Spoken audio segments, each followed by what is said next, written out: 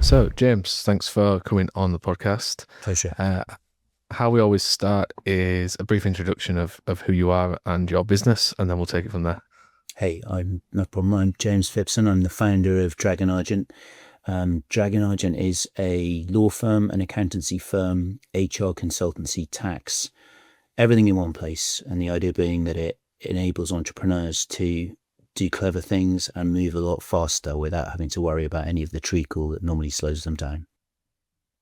Perfect. We'll go into what the business does in more detail in a little bit. Do you want to take us on a I say quick, it might not be quick, a tour of your career before Dragon Argent, Yeah, and then sort of maybe take us into how that got started. yeah, no problem at all. I started my first business when I was 13 years old. And I borrowed funds from the bank and bought 2,000 old red telephone boxes. And I used to get school friends to come and camp in the fields around my parents' house and help me paint them up during the holidays, and we'd send them off all over the world. One I think is being used as a condom machine in Amsterdam. There's a couple in the port at Saint Tropez, and one went down to the Falkland Islands to make the soldiers feel at home. That grew out. We started maintaining old road signs for East Sussex County Council, with my mother driving around dropping teenagers off on traffic islands with black and white paint. Probably wouldn't get away with that nowadays. And we also started renovating things like letterboxes and double-decker buses. I sold it, went to university, and just before I went to university, I took a gap year, started working for British Rail, and they sponsored me through university. By the time I left, it had been privatized. So I went to work for Virgin for a while, just at the time when they were having a complete meltdown with their trains, and I found myself as a kind of roving punch bag at Euston Station. I did a variety of jobs and ended up setting up a company that helped troubled nightclubs. And that was a lot of fun because a troubled nightclub is like a bad MBA. You learn all the bad stuff, how not to go into business, how not to do business. And we were quite good at it. We started running a lot of nightclubs in a number of countries. It was a huge amount of fun, but I found that I wasn't particularly good at running a piss up in my own brewery. We found out that what we were actually really good at doing wasn't necessarily the nightclubs, it was the administration around the nightclubs. So every nightclub, if you think about it, employs a lot of people, has a very high sort of financial services requirement because they're trying to make their cash flow go as far as possible. It's got shareholders, normally bunches of friends that have clubbed together to buy it or open it. So we started providing a lot of legal, accounting, HR, and tax services to these nightclubs to dig them out of trouble. And that was when we realized that was what we were good at. And as an entrepreneur that's always been really, really frustrated and fed up with the professionals I've had, they're risk averse and you're trying to take a risk. They work in a silo and you want their advice to be joined up. They want you to instruct them when by definition you've gone to them for help, and they won't talk to each other. So that's exactly what we did. We came away from the nightclubs and started marketing our services to more normal businesses, mainly. And now we have a client list of about 500 plus businesses working in about 16 different countries. Very good. I'm pretty sure we could probably do a full hour on the before On the Dragon Argent, nightclubs. yeah, and even the phone boxes, I think. But do you want to? We'll go to right at the start then. I guess going from nightclubs to then like financial service and legal services. Where does that come in before Dragon Argent in terms of was that what you did at uni or what? I used to spend a lot of time in nightclubs, and I was in, I had a business that I was helping some entrepreneurs basically get their businesses ready for sale and help holding their hand while they were talking to venture capitalists and explaining to them what all the jargon meant and trying to basically turn the bags of papers around their offices into ways that they could actually present their business and make money from it. And we were out on having a wild night out, and we were in this nightclub that was closing, and there was a lady in tears on the dance floor. And normally, you should always be quite cautious about damsels in distress. But I went bouncing up to her and said, are you okay? And it turned out she owned the nightclub, and it was going bust. And she was very upset and didn't know what to do. And before I knew it, I'd been hired to come in the next day and sort out the mess. And it was a massive mess. There were 3 nightclubs, one in Rio, one in London, and one in Paris. They were Brazilian themed, and basically it was a bunch of Brazilians that had all got together and opened them. And they didn't know a lot about running a business in the UK. So they didn't know what VAT was. They were just sending checks out left, right, and centre. The clubs were great. They were full every night, but they didn't seem able to make money from it. So we got it sorted out. We engaged with the shareholders. We got more money in. We renegotiated with the landlords. We made sure all the staff went onto contracts, all the good sort of housekeeping type stuff that you do. And in the course of that, a lot of people came up and said, could you do the same thing for me? Or friends of theirs would sort of, my phone would ring and I'd have no idea whether it would be one of my bookkeepers ringing up for advice or the head of some nightclub in London or Paris ringing up saying, can you come and sort out my nightclub? So it was a lot of fun. You learn amazing things running nightclubs. It's basically like a complex small business because you're doing food, you're doing alcohol, but you've got a lot of drunk people in one place. And large numbers of drunk clients isn't exactly the easiest clientele to serve. You imagine that you herd them into one place and fleece them, but that's not the case. So you also have, if you think most of the staff there's a very high staff turnover, very few people are in it as a profession. You've got a lot of prima donnas, you've got DJs who think that what they want is the only thing that matters. When people get drunk, they get hurt. You've got suppliers that can be quite difficult to deal with. By definition, nearly all nightclubs are one-off small businesses, normally run by a one-man band, which means they don't have huge economies of scale, and they have absolutely no leverage over people like landlords and suppliers. You've got neighbours that hate you because you make noise and cause mess. If the property prices go up where you are, the landlord wants you out. So if you imagine a nightclub as a business model, it's probably one of the hardest you can come up with to make work really, really well. And to turn it into a sort of flawless, seamless operation where everything functions as it should is tough.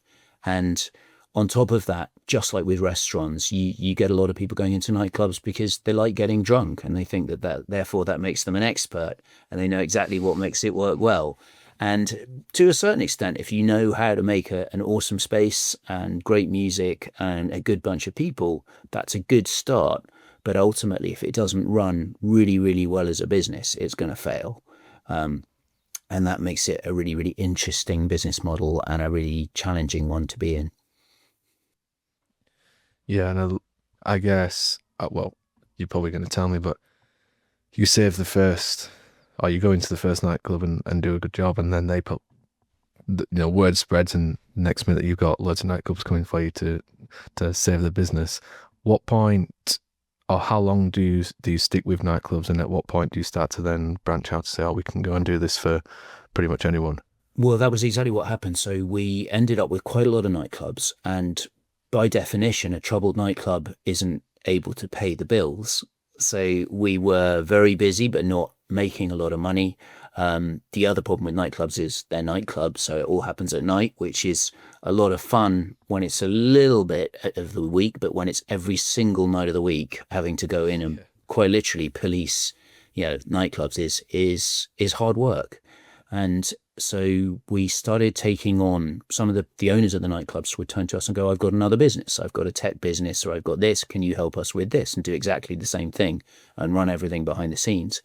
And we suddenly realized it's an awful lot easier to run, say, a tech business and provide legal advice, accounting services, help them raise money than it is a nightclub.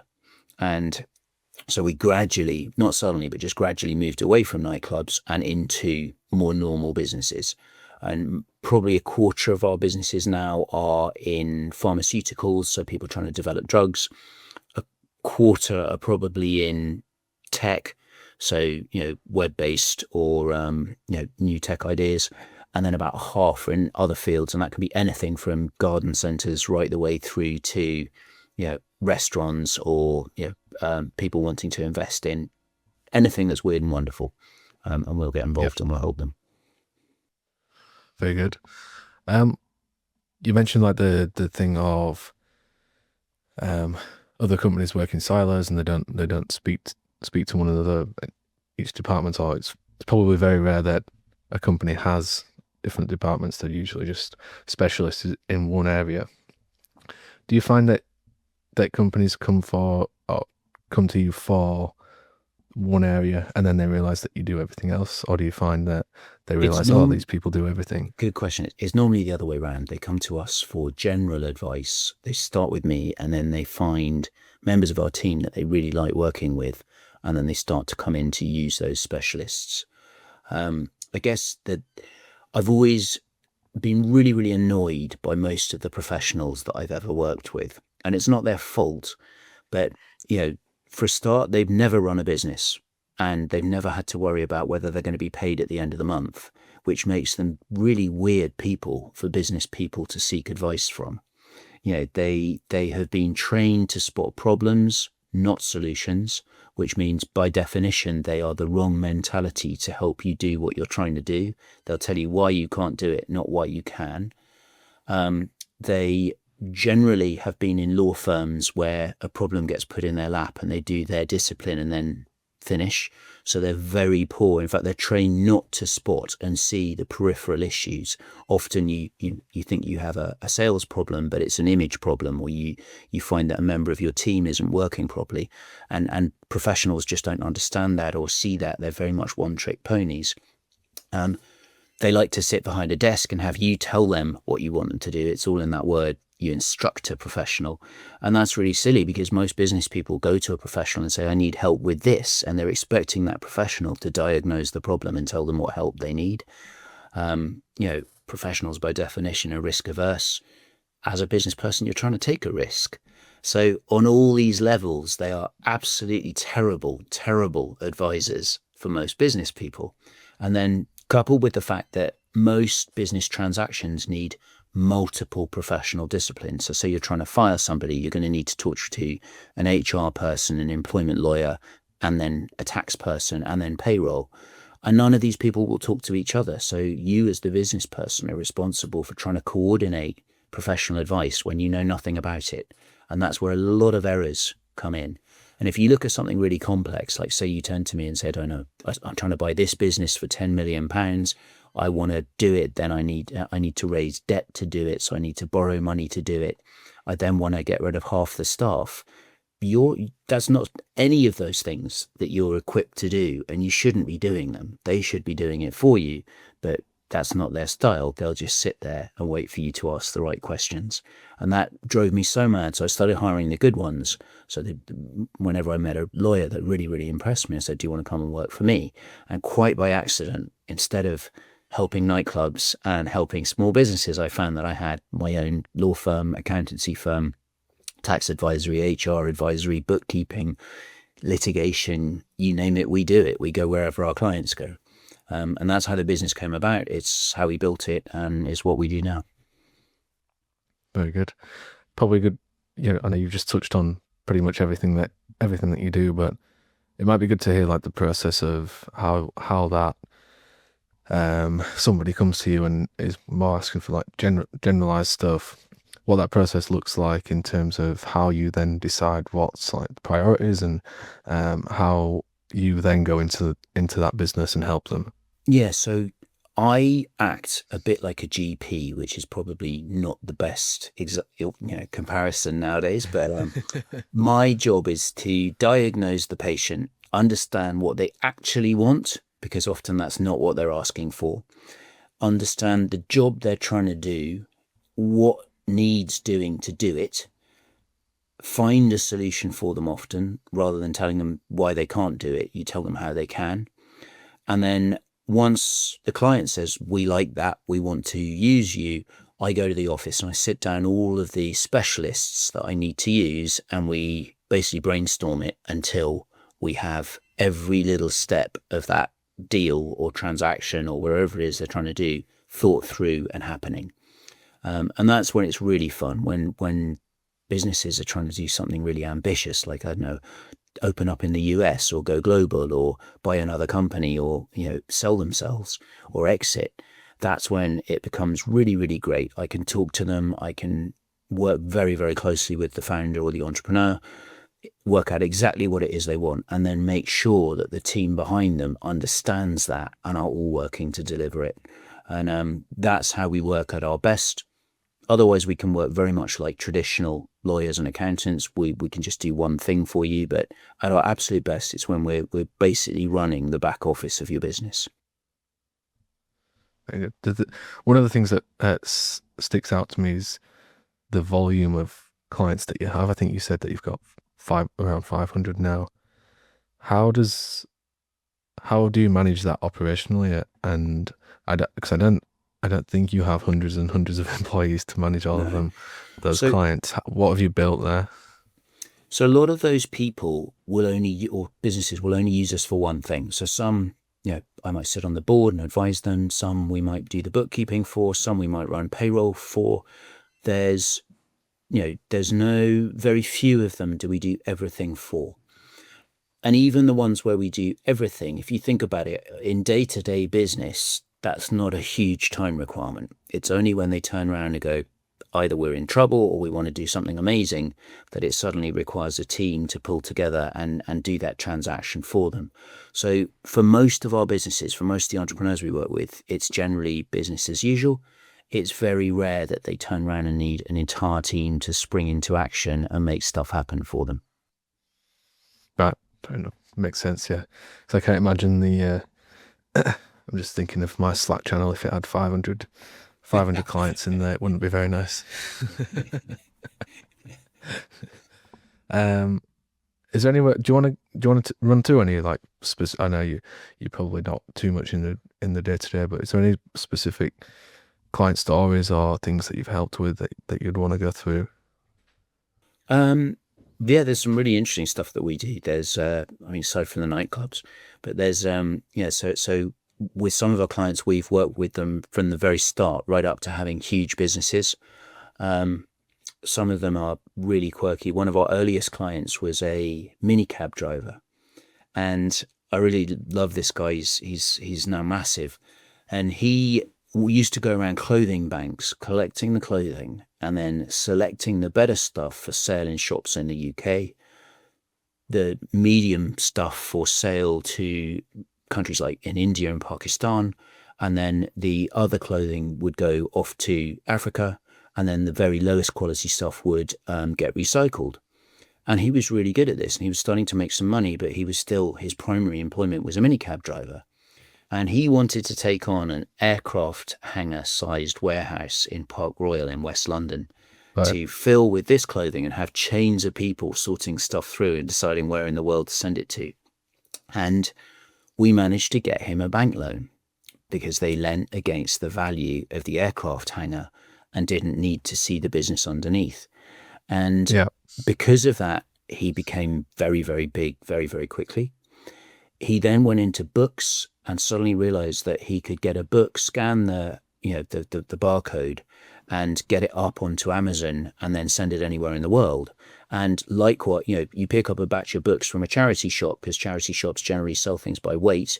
And, you might find you've got one rare edition, you've got a couple of things that are still current, you've got a load of out-of-date educational books that you could probably give to a charity, and then stuff that gets pulped. Anyway, to cut a long story short, he's now the second biggest secondhand book seller in the world, the biggest one in Europe, and still does recycling clothing as well. And that all came from one minicab driver that we were introduced to 15 years ago. And I'm very, very proud of him. He's a great guy. He's very modest, and he trades under about 15 brands. So, the business looks small whenever you work with him. But he's now got several warehouses in Park Royal, and is just an epic success. And we're really, really proud of all the stuff we've done for him. And that's ranged from recruiting people for him to dealing with disputes that he's had to advising him to raising finance. But that's probably the best example I can give you of somebody whose hand we've held all the way through, and have seen them from really, really baby steps right the way through to being a massive success. Very good. Very good. The I think we touched on it last time that we spoke on, because I think you said that there's basically no competitors to you that do everything Not that I everything know in of. I one. mean, professionals don't like working in teams. They like to sit in Yeah. their discipline. And there are some businesses a little bit like ours where they'll have different disciplines, but very few where they work all together. And literally, there's their duty is to the whole of your business, not to just that one instruction. Yeah. Have you found that it's been tricky, or that not tricky, but that you need to educate business or your target market that all of these things can be done in one place? And has that been, or has it been a little bit of a struggle to sort of get the message out of like, yes, you can do Yes, everything under one massively. roof? So unless they come in and use all of what we do from the outset, they they tend to think of us as their accountants or their lawyers or whatever it is they're using of us. And then when they want an accountant, instead of ringing us up, they'll go and look one up and engage somebody else. And often we only find out once they've done it. So it's quite hard to get them to use us at full. Our biggest clients use us for everything. That's no problem at all. It tends to be the ones that only use us for a single function, often forget or don't realize that there's a lot more that we can do. And sometimes that's really frustrating because they'll go somewhere else and you can see another business making a mess of their business, and you want to just, it's very frustrating because it would have been wonderful if they'd come to us in the first place. What do you think? What's the biggest problem that you see with a company that not necessarily works with you and other companies, but have a completely different company for each? I'll give you a great each part example. of what they need. I'll give you a great example. So most small businesses raise money under a tax scheme called EIS or SCIS.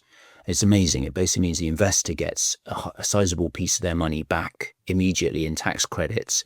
And if the company goes bust, they get a whole load more back in tax credits. And if it makes loads of money, they don't pay any tax at all. So it's really essential. And there's some small sort of pitfalls that you can fall into that can cause real problems with this scheme. And at worst, your investors could be made to pay money back to HMRC. Now, if you imagine that they raise money and use their accountant to do the money raising, they then go to a lawyer and say, well, I want a new shareholders agreement, or I want something like this. And the lawyer doesn't understand this tax scheme.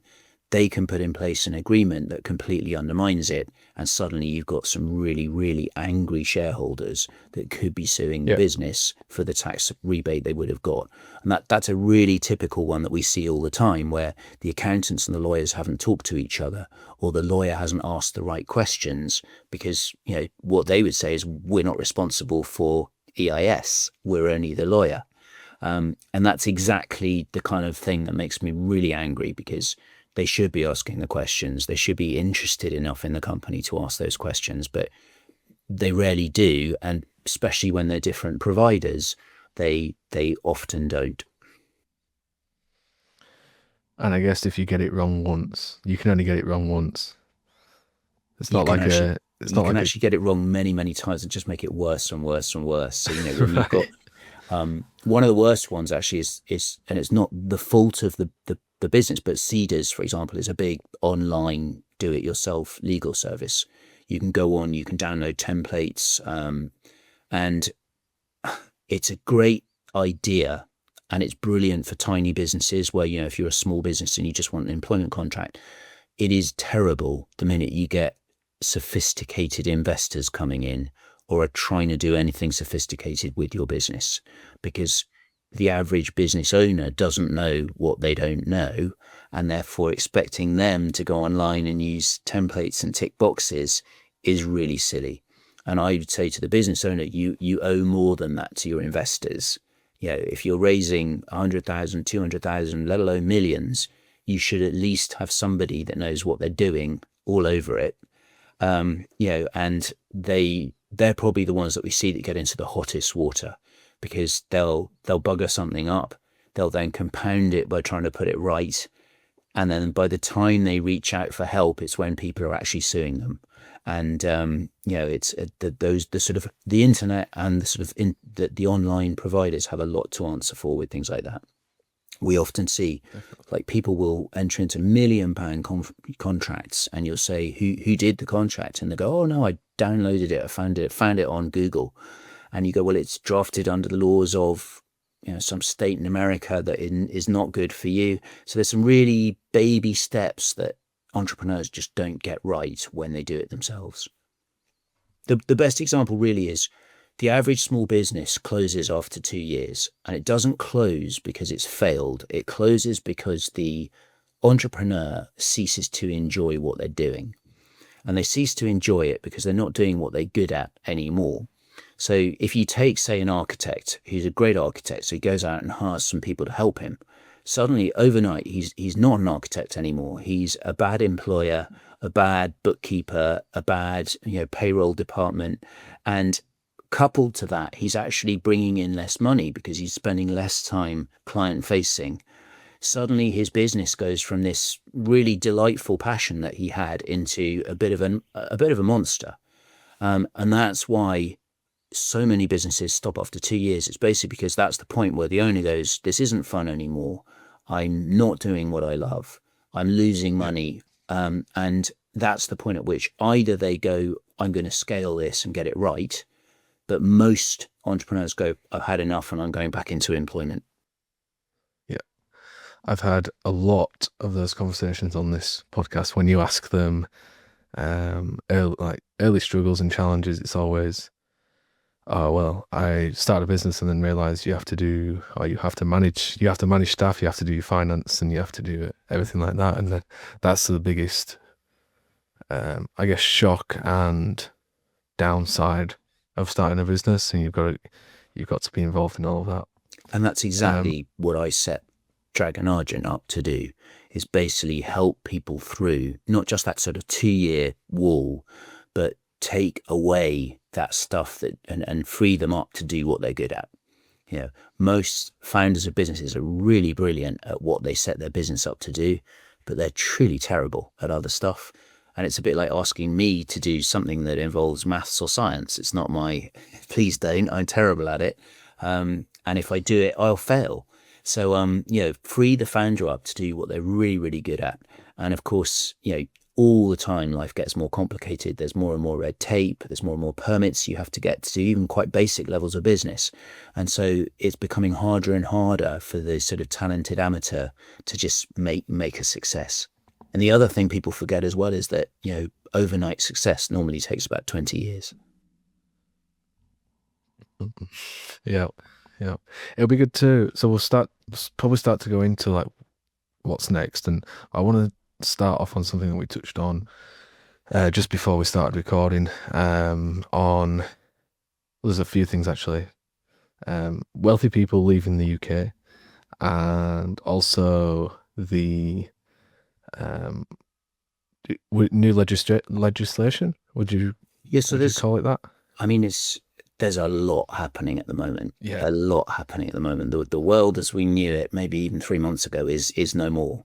But there's a few things happening in the UK that are making some really big differences, and some of them are really problematic. So, we've changed the tax system to get rid of what's called the non-dom regime, which is basically very, very wealthy people from around the world that used to live in the UK didn't have to pay any tax on their earnings outside the UK. And we've now changed that, so we tax those earnings. And that is fair. Of course, rich people should pay tax, but what the government forgets is that they're highly mobile. And is it better to have a billionaire living in London and spending all his money in London, or to tax him and have him go? And they've opted for the second, and I think that's really short-sighted. It will cost tens of thousands of jobs in restaurants, charities, who these people disproportionately support, and what little tax they were paying in the UK, they're not paying anymore. And I think it's back. Mobility is a huge thing. So people worry a lot about sort of financial services moving overseas. What the pandemic showed all of us is that you could sit on a beach in Thailand and be just as effective a stockbroker as you could be in a huge trading room in London. Very few businesses now are totally tied to where they are. And when we set up Dragon Argent, the question you rarely asked was, what jurisdiction should you do your business in? Whereas now it's one of the first. And the thing that worries me the most about not just this government, but a number of governments that we've had, is they don't realize how mobile modern business is, especially tech businesses, which is, the future. And you can't just tax something and expect it to stay. They won't. They'll move to Dubai or they'll move elsewhere. And the really scary thing is 20 years ago, Britain was quite competitive. We had quite low taxes. We didn't have terrible employment law. We didn't have huge amounts of bureaucracy. My God, that's changed over 20 years. So our tax system is still okay, but it's not competitive, and it's certainly not going to keep people in this country. It's getting harder and harder to employ people, and that's a massive disincentive, especially if you're setting up a .com or something like that, where you basically want employees to be as flexible as possible. There's a lot more permits, like around data and other things, that, there's a lot more stuff that can bite you in the arse if you're an entrepreneur that's just trying to do your best. And all of these things make it harder and harder to justify staying in Britain. And that is what is going to damage the country more than anything else. We need entrepreneurs to be here. We're really good at it. Nearly all of the unicorns that Europe has ever produced have come from this country, by and the minute those people start to think, should I be here, we're in trouble. And they're all thinking that at the moment. And that's the news about millionaires fleeing. So when you see the headline about, 100 millionaires a week or whatever it is leaving London, that's bad. It's really silly of us, but the really worst thing is the mobile talent underneath them that is having the same thoughts and the same ideas. So, and civil servants in government just don't realize that most people, especially the wealth generators, are staggeringly mobile now, and they need to give them a reason to be here. And that's the bit they don't get. So that's probably on one side of the scale. For the other side of the scale, still sticking with business owners, the changes in like national insurance and rates and stuff. Have you already seen some impacts from that from clients that you work with? The government came to power making very good noises about growth.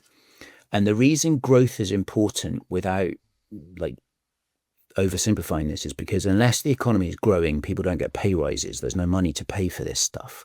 It's just like, unless your salary is growing, you can't invest more in your home or give more to your family members. And it really is important that they make it easy for the economy to grow. And there's some really peculiar things that they've done that actually has sent it into reverse.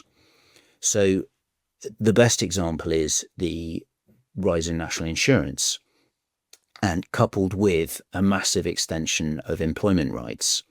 So that, for example, in my business, which is quite small, cost me getting on for £100,000 overnight. Now, £100,000 overnight, those are 3 people that I won't hire. That's 3 sets of PAYE and national insurance that won't be paid. That's money I won't spend on kit, on which I would have paid 20% VAT. Or it's profits I won't make that they won't get 25% of in corporation tax. So they did it because they needed money, and they thought that was a victimless tax rise. Actually, it's going to stop a lot of the lowest in society getting pay rises this year. It's going to stop a lot of people being hired. It's going to stop a lot of kit being bought. And, as hopefully I've shown, it's not really going to make any more money for the government, because they're taking it out of businesses' pockets before business can spend it in a way that delivers tax income to the government. So I get it. there's a hangover from the pandemic that we have to pay for. But the way they're going to pay for that is by enabling businesses to grow, not by taxing them to the point where they have to shrink. And I think it's very telling that there are more lawyers in Parliament than there are people who have ever run a business. There are more, there is almost no business acumen or knowledge in the House of Commons. There's a lot more in the House of Lords because they've all got gift shops in their stately homes, which I know sounds silly, but they understand business on a basic level because they're all running family businesses themselves. But in the House of Commons, there is almost no business understanding or experience whatsoever. And as I said, it's not just the current government. The previous government was just as bad. They've loaded on red tape, costs onto business to do things. And until that goes into reverse, you're not going to be persuading the wealth creators of the future. We're not going to have a British Google. No, and for me, small business, I see no. I would probably never look to hire here, because I know the talent.